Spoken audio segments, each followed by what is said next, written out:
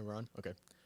Welcome to the Music Box, a show of all about all music, any topic related to music for the music fans. And so, since this is the first episode, I'm gonna give a little bit of a synopsis of what this show is gonna be about.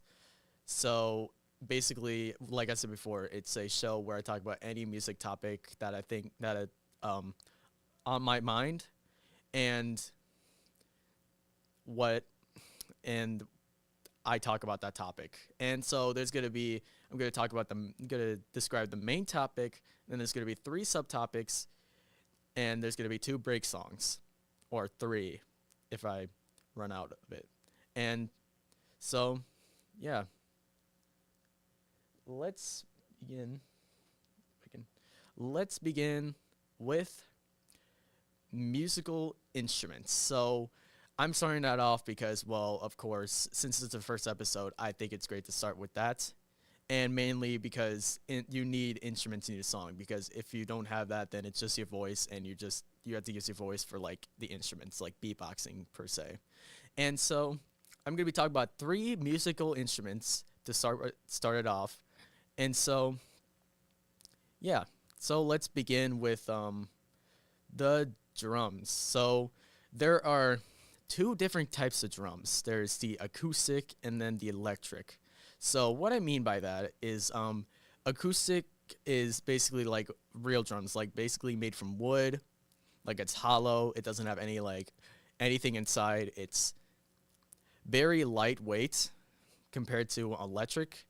And then electric is basically, of course, a is our drums that have like electronics in it, like you can change the sound up a bit, and it's like has electronics inside. It's very heavy compared to acoustic, and it's like far more expensive than acoustic. So you're better off getting acoustic if you are on a budget. And so let's talk about that. So acoustic is what you mainly see in like bands, in like rock bands, like live concerts and like everything, like the songs and such, like. And then electric is not really used as much as acoustic. Like electric, you can see a few, like there's electric cymbals, electric hats. Like I've never seen any like electric snares or electric kick drums. There's a lot more of like real drums, like acoustic. And so continuing off of that, so drums are far more customizable than any other instruments, or any other instruments that's out there. Like you can rearrange it, you can add more to it. You can have, of course, the basic set of drums, like you have the kick drum, snare drum, toms, hi-hats. I might be going a bit loud there. And then there's hi-hat, splash, and then crash. And then you can add more to it. There, you can have like a small one. What? Oh, sorry. And then you can have a small one. You can have like a small hi-hat cymbal. You can also have another splash cymbal. And then you can add more to it, like another snare if you really want to. Like I have a friend of mine that I saw when I went to his graduation party.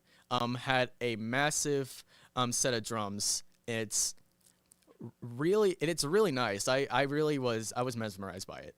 And he actually does some mean drums, like he's really good at it. And so I've actually learned how to play drums. And I learned how to do it, I think probably like in elementary school, probably like 3rd grade per se. I don't remember when, because it was like a really long time ago. And then a few weeks later I stopped. I was like, hey, I don't really like doing drums anymore. Could I don't want to do this. Could I quit, please? And even though my mom paid for it and such, she was like, okay, fine. Like, and then I just moved on from there. And then, yeah. So if we're talking about drums here, I want to talk about why drums are important in your song, because a lot of people if you know, drums are the quote unquote heart of the song. Like it adds to your song. Like if you don't have drums in your song, then it's just you either have an ambient track or just a mixture of other instruments, and you just don't know where when each is gonna come. It's weird. Even if you have like a weird like halftime, like if you have like 3/4, it's like gonna be really weird compared to like other other instruments and other songs when you have drums in it. Like I could say it's like really important in this song. And so if we're on the topic of drums as well, I'm gonna mention a YouTuber I know. His name is Dankpods. He is an Australian YouTuber, and he also does drums for a living. And so he has his own like live stream channel in which he plays drums with his huge drum set, and he offers requests from other people, like from his viewers that are watching, to like for which songs to play that have like drums in it and such. And I've seen plenty of videos. He also has like a separate YouTube channel all about drums. Like it's called The Drum Thing. And so he's reviewed like cylinders, the worst drum sets, or drum accessories per se, and he's also added like road signs to drum sets, which I found really weird, but it was really fun to watch to see because he used like a stop sign for the road signs. I mean, for the drum set, it's really weird, but it's really fun to see how it gets added to a drum set. And so, while on topic of adding, moving back to how customizable it is, you can add like more drums, add more stuff in your drum sets. You can add a cowbell, a tambourine, and a lot more of the stuff that I can't really remember, but there's a lot more. Like it's unlimited. And so I know a few drummers from my school, like from Washington Township, either that are still currently at the school, formerly or graduated from my school. This includes Brody Mears, of course, the dude that I mentioned that had that large drum set at his grad party, Nolan Reynolds. Shout out to him as well. And then, of course, there's Benson, or as he's actually called, Ethan Moore. We call him Benson. I don't really know why, but me and my friend group calls him Benson. Cam McIntosh Lewin, I hope I'm pronouncing that right. They're all really good at the drums. It's really nice. So let's move from drums. Let's move to guitar now. So guitar has a lot more options in terms of like what you can do. There's of course the electric and acoustic, and then there's the bass guitar, and then the keytar. I'll talk about the keytar later. So let's mainly focus on acoustic and electric. So acoustic compared to an electric is it's of course made from wood, like drums are, and it has like a hole in the middle. It's like it has no electronics inside. It's like really lightweight, and it's like far more like cheaper compared to an electric guitar. Like if you're on a budget and you want to still do music, then I feel like acoustic guitars are for you. And so and then electric is of course made out of electronics, like how electric drums are, and they're a lot more hefty. They're a lot more expensive than an acoustic guitar. And you've probably seen an electric guitar, like it's in comparison, like you've seen it in like rock bands like metal, heavy metal, 80s rock bands like Van Halen or AC/DC, and then acoustic you've seen in like some pop star songs, like pop songs, and then of course like boy bands like Jonas Brothers, and yeah. So let's compare both acoustic and electric. I started comparing it and I just forgot to mention that. So in comparison to acoustic, acoustic is more warm. It's calming. It's really nice. I prefer that more than electric. And electric is like more like loud and chaotic. Like it's like you need an amp for that, and it's like if you don't have an amp for your electric guitar and it's like super quiet, but you need an amp if you want to like enhance if you really want to like play the sound as much, I guess. I don't know. And so and so let's talk about the strings. So acoustic guitars have more thicker strings compared to electric. Like it's I guess I could say it's more comfortable compared to electric. Like electric, it like takes a few minutes for your hands to start your fingers to start cramping, and it's like it's really rough and such. And then acoustic, while it still gives you cramp, it just doesn't like it doesn't like um have a short amount of time for you to get like the cramps. I think it takes like I think like 15 minutes per se.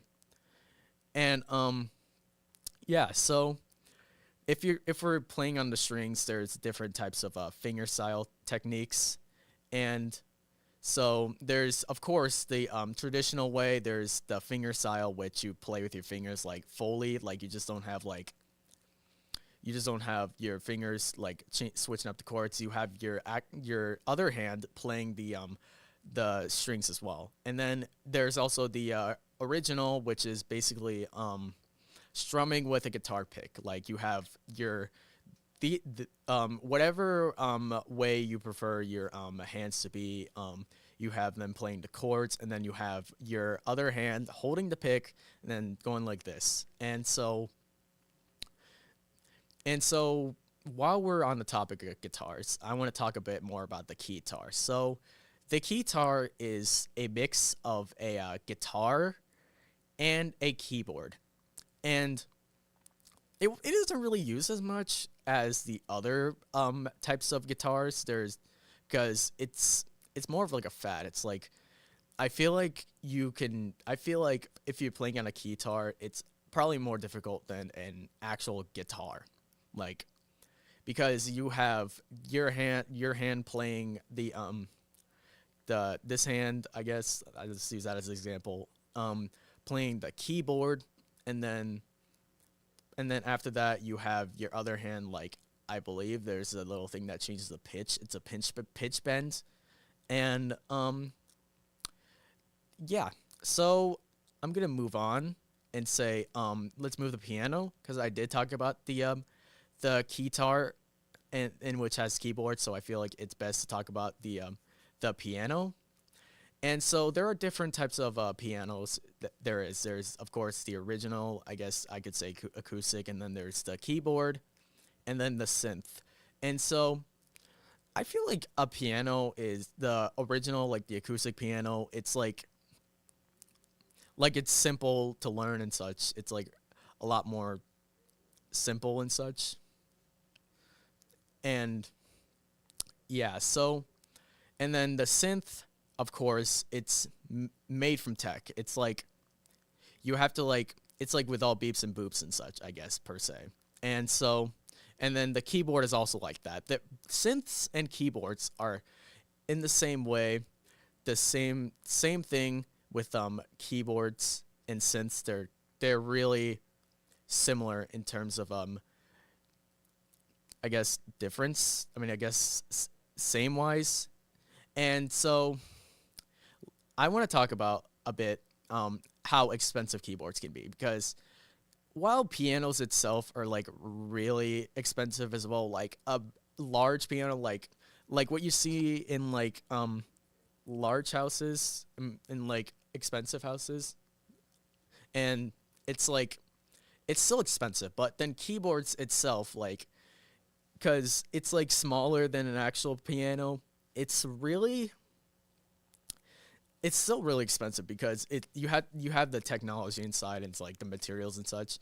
And for example, I could bring up Moog synths. Moog synths are crazy expensive. They cost like $3,000 or $3,000 for for just a Moog synth. Like I feel like if I won a lottery, there will be signs. There'll probably be a ton of like Moog synths in my house and such, like that I could like use to like make my music and such.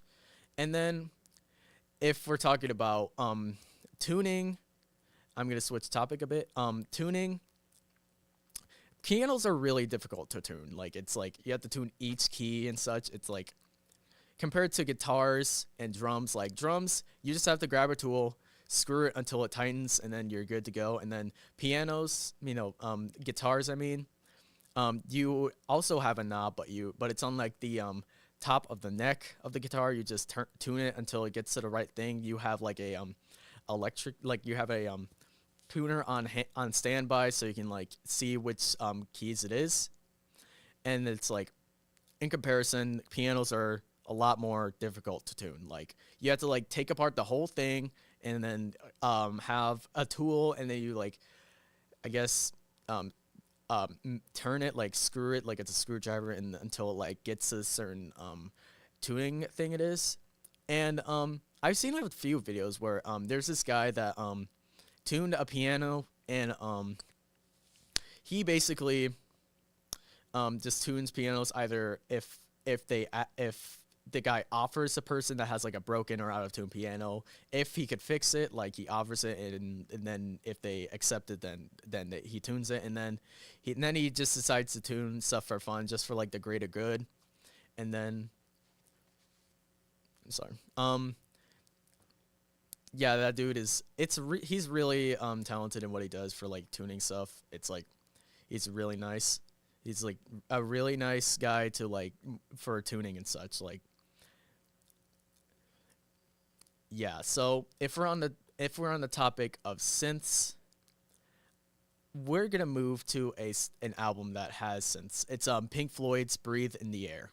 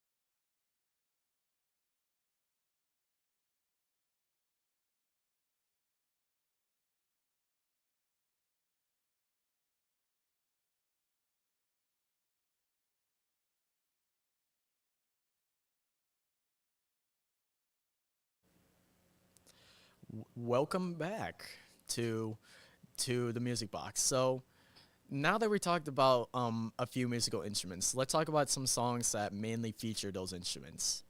So we're gonna start off with the drums. So let's start with Phil Collins's "In the Air Tonight." And so this song mainly features the drums. Like it's the one that most people know of it for. Like you hear like in the middle of the song, you hear someone going like crazy on the drums. I guess per se, like specifically the snare, and you hear the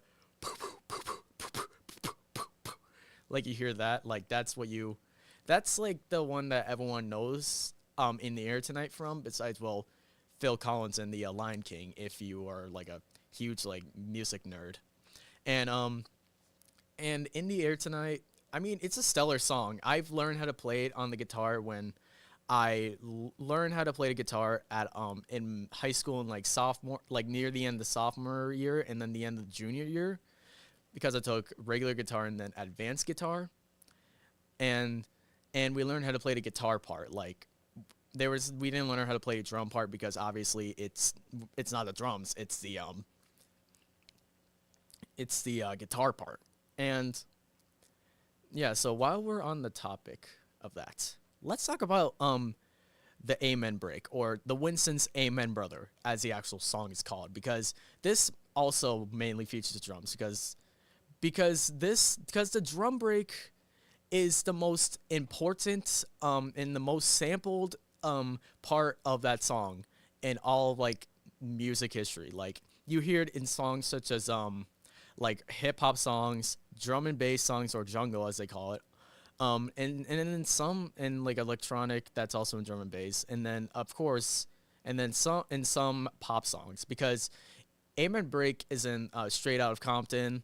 Um, it's in I don't remember what other songs that if I can remember correctly, that have the drum break. I know there's a lot out there, and I might be forgetting like a whole. Oh yeah, Eyeless by Slipknot has that. Um, it's like at the beginning of the song, like after like the little like record scratch beginning part of that, you hear like the whole like drum break just like getting chopped up and screwed and such. It's like really nice. I actually heard Eyeless again because back in alumni night there was a guy that came back named Steve Finley. He used to do this funny prank where he would like connect to Mr. Thompson, the band teacher's speaker, and then just like play like I think it's like oh yeah, Kenny G. And I experienced it for the first time, and it was probably one of the greatest like experiences I've ever experienced in my 4 years of being in high school. I felt like a teacher saying that. But let's move to the guitar. And mainly let's talk about Eruption by Van Halen. Now, I grew up listening to Van Halen mainly because my dad played it on his red truck before he got a new car and such. And I've been hooked ever since. And Eruption is the opening track of the debut album of Van Halen, called Van Halen. And that mainly features a guitar because Eddie Van Halen, rest in peace by the way, he has a really good guitar solo. Like it's mainly electric that he uses. And a little fun fact, a kid actually played this solo at like replayed it like on his guitar that he has at a talent show, and he actually did it pretty well. Like it's really good. Like it's impressive, and it's on par with the original Eddie Van Halen's Eruption, or Van Halen's Eruption I should say, because it's the full band. And it's one of the most important guitar solos because it like fueled Eddie Van Halen is, because he's on one of like I believe he's on the magazine on Rolling Stone for top 50 guitarists of all time. And hold on.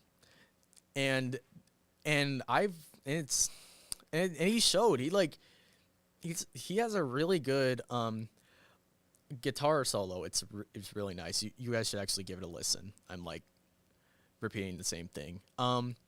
So moving on, let's go to Wonderwall. So Wonderwall is by Oasis, and these are one of the songs that of course I played at learned how to play in guitar class in like junior year, and but it's one of the songs at Guitar Center's forbidden guitar forbidden songs to play on the guitar. On it's like on a paper and such. And if you play it, you get like kicked out. And it's a really it's a really funny because I don't think Oasis intended a bunch of people to just learn how to play that song on a guitar in a Guitar Center so many times. So for it to be like the on the forbidden guitar riffs or guitar songs, because there's also like Say Way to Heaven. Why do I always forget? Anyways, so yeah, Wonderwall is by Oasis. It's a Britpop duo, and Oasis actually came back just recently, and Emerson said the Weezer riff. That's also a another one, and I should have remembered that. I don't know why I forgot that. And yeah, I guess that's also on the Forbidden Guitar riff. I've never been in a Guitar Center, but that's what I've seen on like the internet and such. It's like really really it's one of the most iconic riffs of all time. But moving on, let's go to piano. So let's talk about Beethoven.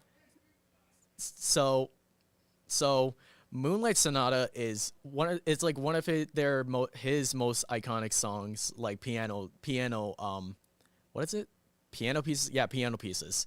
And I've actually listened to like covers of Moonlight Sonata because, well, of course, I don't think the actual like recording of Moonlight Sonata actually exists by the real Beethoven because it was from like the 1700s. I don't think no like audio technology existed back then, and so Moonlight Sonata, I have to say, is probably one of the calmest songs I've listened to in my entire like life, and I feel like, and that like set up my plans as to what I want to do when I like graduate and such. Like, I want to move out, have my own house, only me, like in low volume, so like small like jazz music or like piano music or classical music. It's like I feel like it would be probably one of my because I really just want to like have like a break like for a year for my up until like a year later, and then I'll probably get like a animal or something like that, or pet, like probably an owl or something like that. I'm not sure yet, but and so let's move to and um let's move to I'm gonna talk about this song, and then we'll move, and I'll tell you when. Okay, and then Easier to Love You. That's the synth part. And so why I put this in synth? It's not really like I would say it's really important to a song, but I would say it's like it has a synth solo and it's really nice. I've listened to Porter Robinson's Smile. It's really good. It's one of my it's one of my favorite albums of 2024 because Nurture still has my heart for like best for my favorite Porter Robinson album of all time because that was my first album to listen to of him. But I'll talk about that later. But Easier to Love You synth is it's you should listen to it. It's probably one of like the most like I guess like mellow songs compared to all the other songs. Like there's other songs like Cheerleader and then Knock Yourself Out XD and then like other songs. And then yeah, but the synth itself is nice. I think it's like a 3x OSC, like a plugin in FL Studio. I feel like I'm just speaking probably nonsense with that, but it's like a plugin for FL Studio. I mentioned that before. But yeah, so speaking of Easier to Love You, let's go to Easier to Love You by Porter Robinson.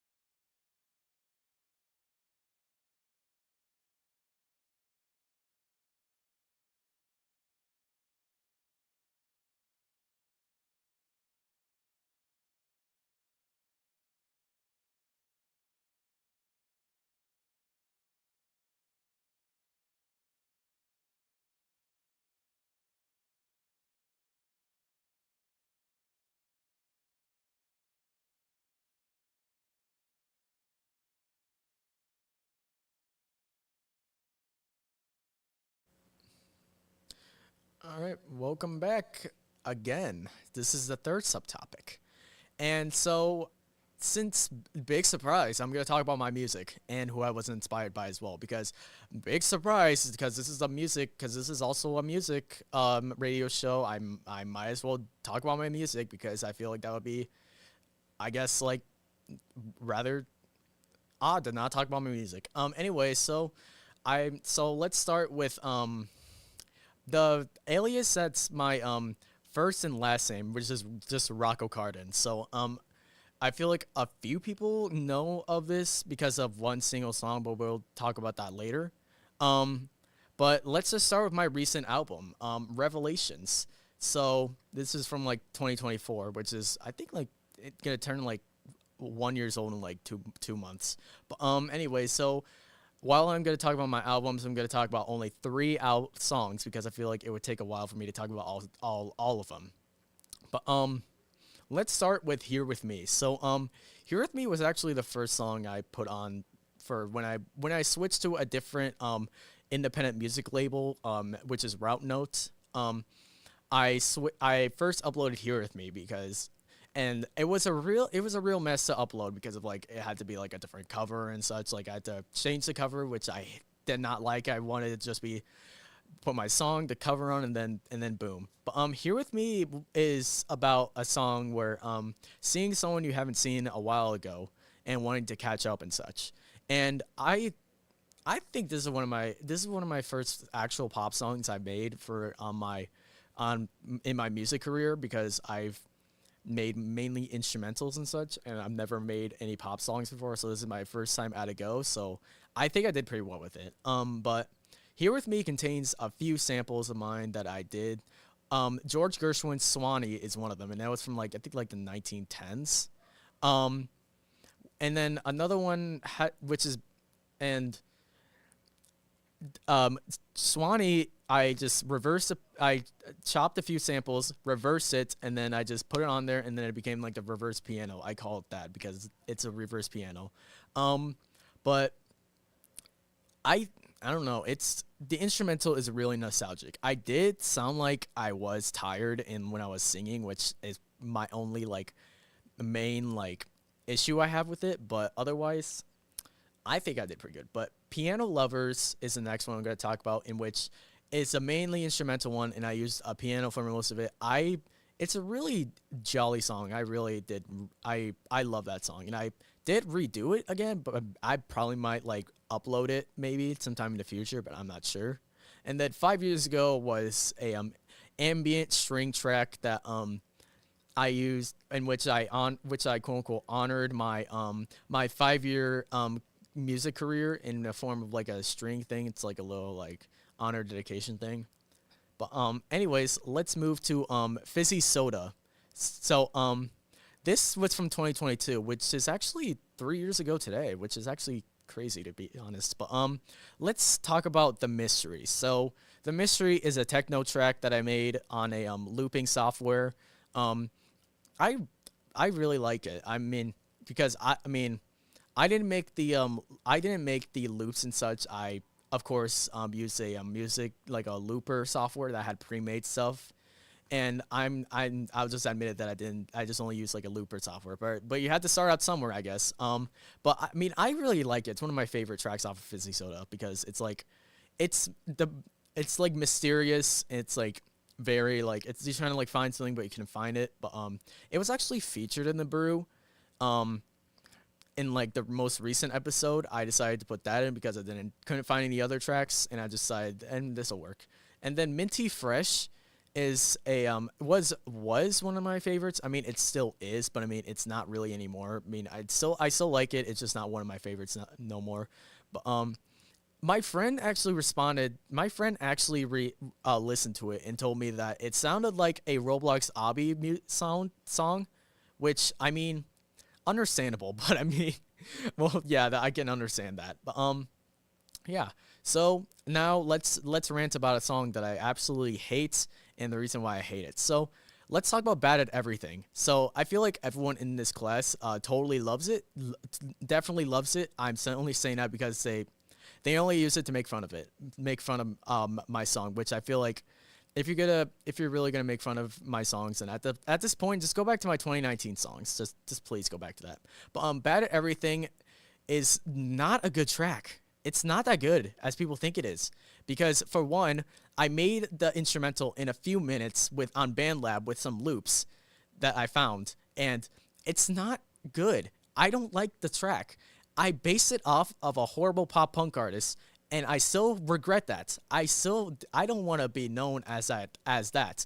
I want to be known for making electronic music that I think I put more effort into. And the vocals that I did for that song, I just absolutely despise, because all I did, I just felt like I was tired. I forcefully sung. I hate it. I don't like the track. So please just get off that track. Listen to better songs that I made. Please. I put in more effort in those than other tracks that I made. So anyways, let's talk about Fizzy Soda 2. So Fizzy Soda 2 is a sequel to Fizzy Soda, of course. And I might release it in 2027 because it's going to be the 5-year anniversary of Fizzy Soda.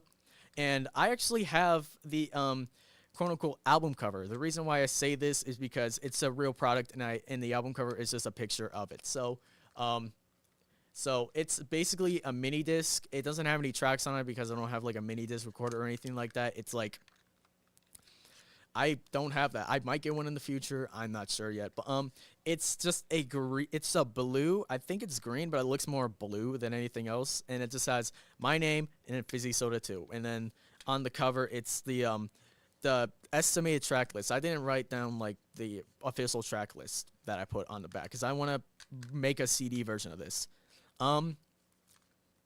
But I will say, I already mentioned some of this on Instagram. There are 2 tracks that one already dropped, which is Ruby, or Run Until Beatrice Yells, and then the other one is Eternal Bliss. I'm not gonna do like reveal much about Eternal Bliss, but I will reveal 2 other tracks. One of them is not Bad at Everything 2. I'm just gonna get that out of the way. Acknowledgement 2, and then 2028 2. I will talk about 2028 maybe in a future episode, but I'm not really sure.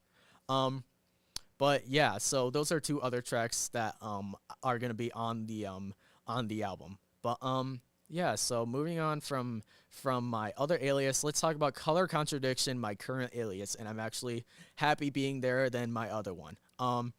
So Color Contradiction is my new alias that that is mainly inspired by like the 2000s or 90s Eurodance genre, in which I actually upload a few tracks, and I actually have an album coming out in like 15 days actually, which is crazy to think about. But let's talk about Nourishment. Now I actually have the quote unquote album cover for Nourishment, because that's the reason why I also have the actual real object that I made for Fizzy Soda 2. It's also the reason, because I took a picture of this and then called it a day. So Nourishment, I actually have the music on here, right here, and it's just Nourishment and nothing else. But so Nourishment was possibly the first song I've ever made for Color Contradiction, because I have 2 songs actually that I made that was gonna be on my previous alias, but because I just decided I'm gonna save these for later, and then I just boom, and then I just switched them, so now they're on Color Contradiction. So Nourishment is a hyperpop song in which it's also it's not really much Eurodance, more hyperpop, because it's like I can't really describe it that much, but I did pretty well with it. I did pretty good with it, and it's really nice, and it was I think that was my last song that I made before I bought myself actual FL Studio, so now I can actually save my projects. But let's move to Fruitiger Arrow, which is my first song that has a feature under the name Color Contradiction, and in general. Fruitiger Arrow has Sandy Weechie, and if you're watching this, hello, hi, I'm talking about Fruitiger Arrow a bit and giving a story and such. So the story of Fruitiger Arrow is basically, it's like set in a post-apocalyptic setting where like everything's gone except for like a few survivors. So one guy sees a building they've always visited back when they were really young, and then they go into it. It looks really destroyed. It's like deserted. It's like stuff's everywhere. Nothing's really there anymore. So he tries to find stuff. He tries to find some life in it. It's like the trees are gone, like bushes and everything. And it's like he wants to find more stuff. He's like seeking to find some more stuff that is like out there. He knows about it because he's seen it before. Um, but Fruitier Arrow is probably my longest track on Lyric Grooves. I'm just gonna say that because that's what all the tracks I've talked about so far are on Lyric Grooves, which is the album name. But then Fruitier Arrow is one of those songs, and it's one of the longest songs on that album. I might do longer songs later in the future, but I'm not sure. Um, but it's like a darker techno theme, I guess. Like it's really like inspired by like early 2000s like dark techno songs. But yeah, so let's move to Summertime, which is my most recent song I released on on digital platforms. Again, I have the original cover for this. It's I think it's an 8-inch floppy disk, and I put Summertime and Color Contradiction. It's one of those. It's one of those things. Um, but yeah, so Summertime is another vocal track. Um, it's basically the start of a person falling in love with someone and then asking them if they want to date, and then it just goes on from there. So that's what the song's about, and it initially started as a 2023 demo that I made, and then I sampled it in Slender Man in the Sky, and then I switched to moving it to um an actual song, because initially it was like a hip hop type track, and then I just decided nah, and then I decided to move it to my to the pop track that I made, and I use heavily auto-tune things because that's basically the theme of it. I try to make it as like early 2000s as possible, and I think I made the mark. I actually hit that. So yeah. So moving on from that, let's talk about an artist that I was inspired by, that started this whole color contradiction thing. Porter Robinson. So Porter Robinson is one of my favorite artists, one of my favorite musicians of all time. It's favorite electronic musicians. I got into him in like 2021 when with Nurture. And we're going to talk about Nurture for a bit. So Nurture is I love Nurture. It's one of my favorite albums made by him. It's one of my first albums to listen to of him, and it's one of my it's like it's really nice, it's really beautiful, it's super nice. It was worth the wait. It was worth the wait, I could say, because it initially was going to release in 2020, but it got delayed due to COVID-19, and then it moved to April 2021. So it's actually turning 5 in next year, which is actually insane to me, to be honest. But I'm just gonna list a few tracks that I really liked. Look at the Sky, Trying to Feel Alive, Get Your Wish, Something Comforting, and Dulcite. Dulcite is really beautiful. It starts out bare bones, and then it just morphs into something like majestic. It's like really nice. And I honestly I cried to the album. I'm gonna say that I cried to Nurture. I Lifelike was the one that made me cry almost made me cry. It's like I was in tears. I was like quivering and everything. I was like, yeah, I was like really. It's really beautiful. Things that Porter could do is really insane. Next, let's talk about Smile, which is actually the one that got me started with Color Contradiction. Because if Smile never happened, I would have never made Color Contradiction. It's a butterfly effect. Smile is Porter's third album, and I like it. It's really nice. Like, it's I guess you could say it's like in 2000s indie, I guess, or early 2010s indie. It's like really good. It's some I could list off are Cheerleader, Kitsania Mason Freestyle, Knock Yourself Out XD, Mona Lisa, Is There Really No Happiness, and Easier to Love You, which was actually the song that was played before a few minutes ago, or I guess 20 minutes ago. I'm not really sure. I don't remember. But so excuse me. And so yeah, Smile is was the start of Color Contradiction. So next is Worlds. Worlds is the first the debut album Porter released. And so Worlds is I'm gonna say it again. It's really nice. I like it. Sea of Voices, stellar track. I love it. It's really nice. It like hits me. It hits me like a truck. It's really really good. I like it. And then there's Sad Machine, Divinity, um, Lionhearted, Hear the Bells, and Goodbye to a World. I never really listened to Goodbye to a World that much. I've listened to it for a bit. It's not. It's not really my favorite, but it's so good.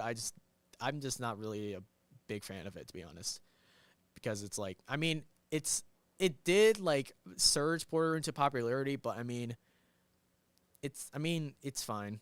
Um, but then now let's talk about the singles that he made, either with other people or with a few. So let's start with Language.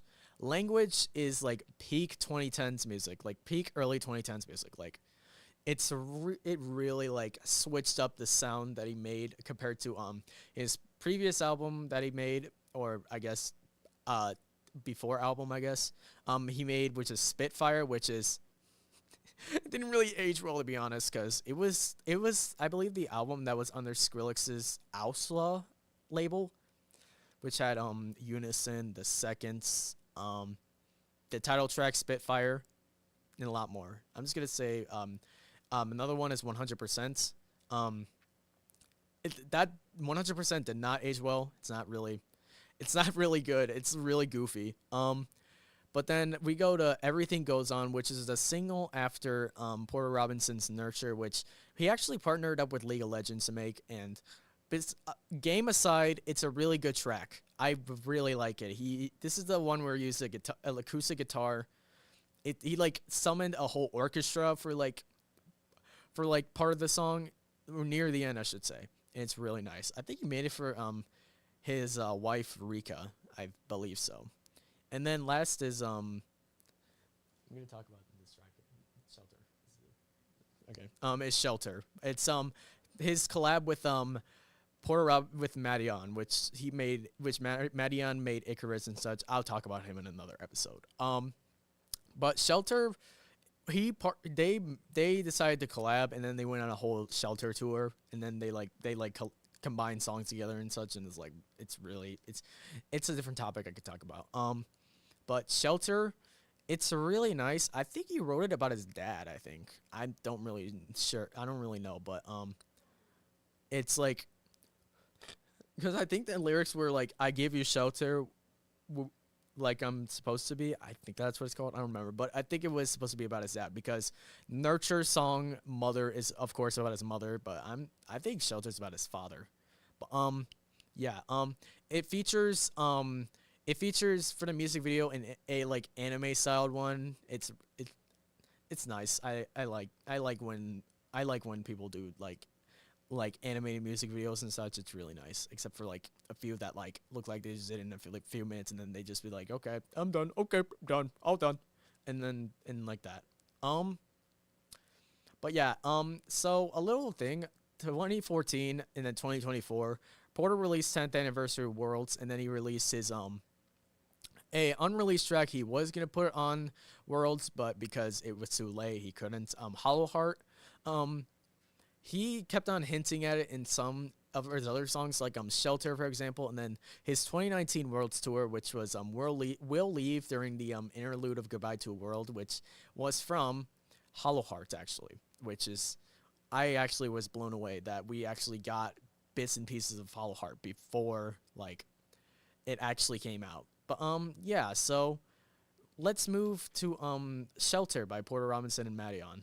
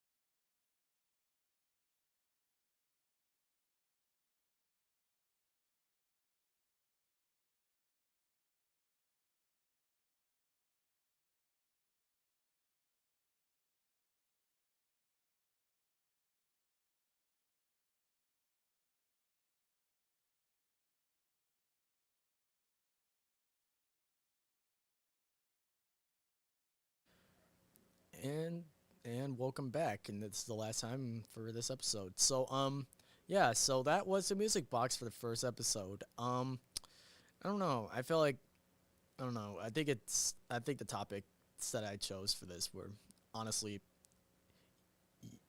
yummers.